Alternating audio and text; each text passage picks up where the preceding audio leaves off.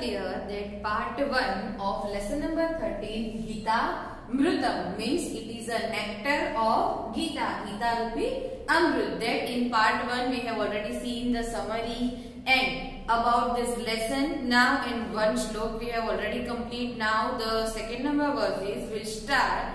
Now in this part we see the more verses and the second number verse is like this.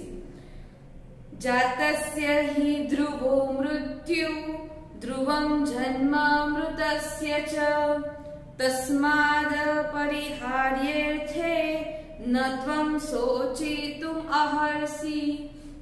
See here that in the second number shlok that below that one picture is given of Lord Krishna and Arjun. So now the Lord Krishna is advised the Arjun in Kurukshetra battle. So now the second number shlok is like this that Jatasya hi dhruvo mrityu. Jatasya means to born. He means really dhruvo mrityu means death and dhruvo means definite, means it's a fixed. So the person who is born is definitely died and dhruvam janmasya janma mrutasya.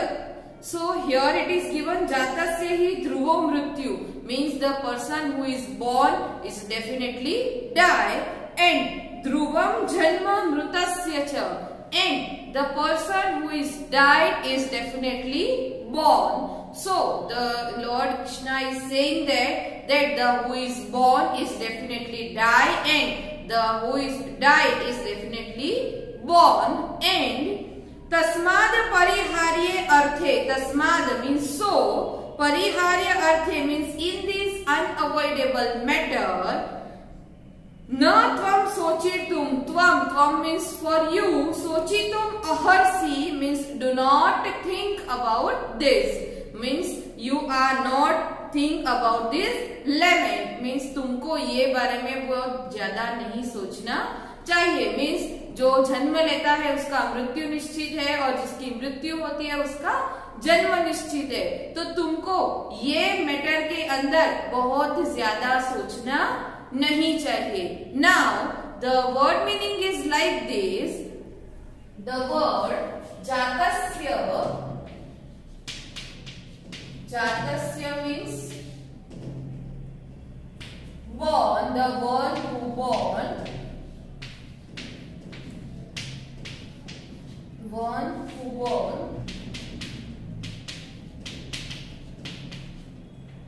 do not think. So here that the word jatasya means one who is born. Dhruvo means definite, means is fixed. Mrityu means death. Pariharye arthe in the unavoidable matter. Sochitum aharsi means do not think. So you are not thinking about this unavoidable matter. Now the next shlok is like this. In the next page, these slok might be you have heard somewhere.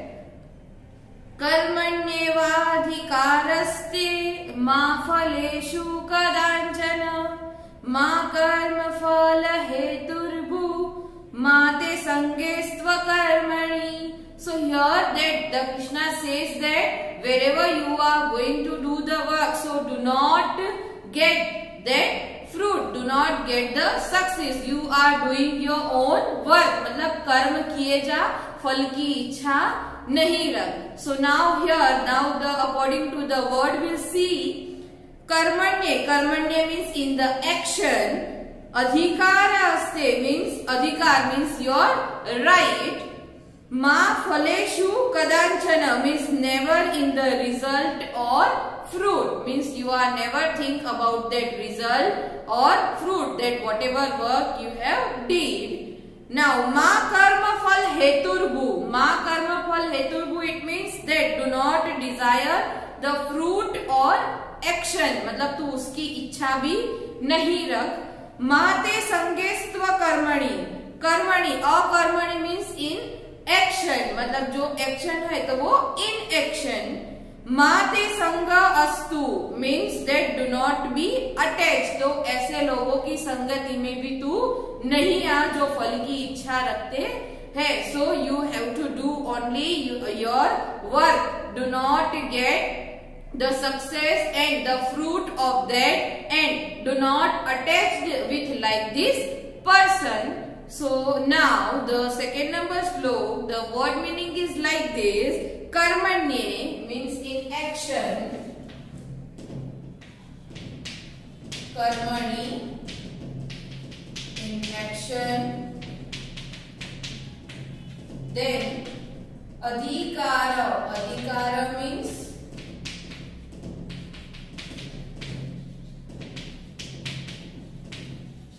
your right. Then the word ma phaleshu kadanchana.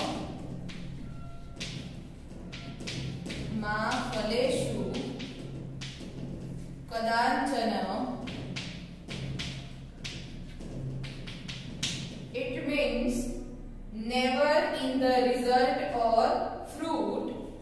So never in the result. Attached.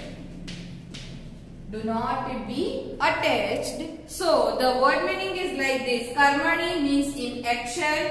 Adhikar means your right. Ma phaleshu kadanchana means never in the result or fruit.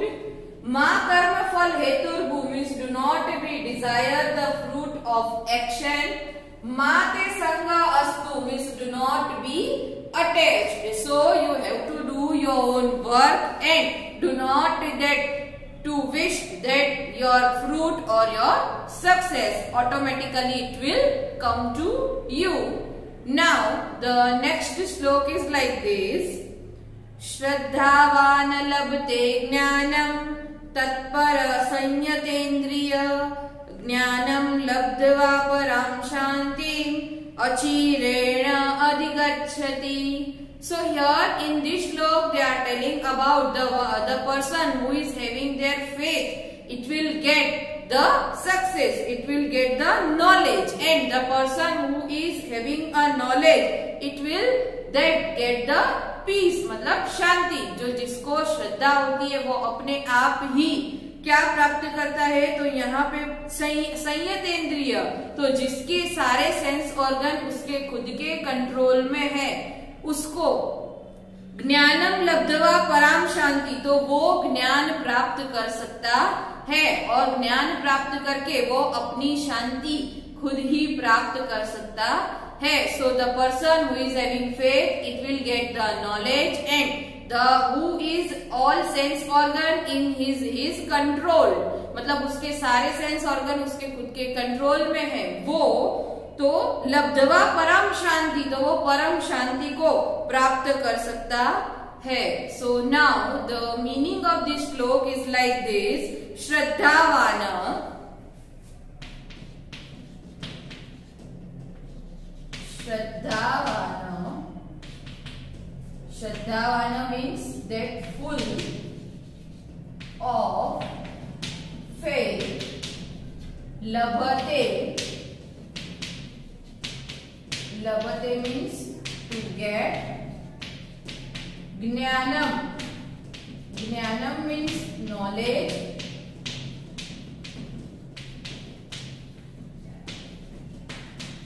Highest peace.